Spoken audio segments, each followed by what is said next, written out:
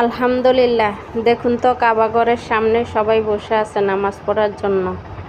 আল্লাহ রব্বুল আলামিন সবার হজ কবুল করে নিক, আমিন।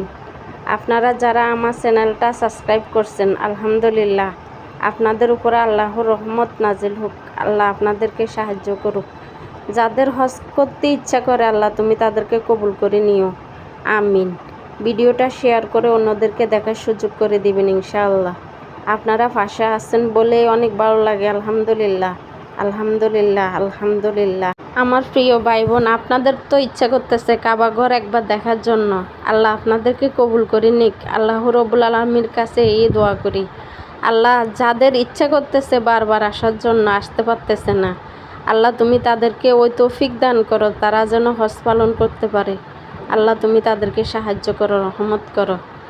আমার প্রিয় ভাই বোন, আমার ভিডিওটা শেয়ার করে অন্যদেরকে দেখার সুযোগ করে দেবেন ইনশাআল্লাহ। আপনাদের ভালো হোক।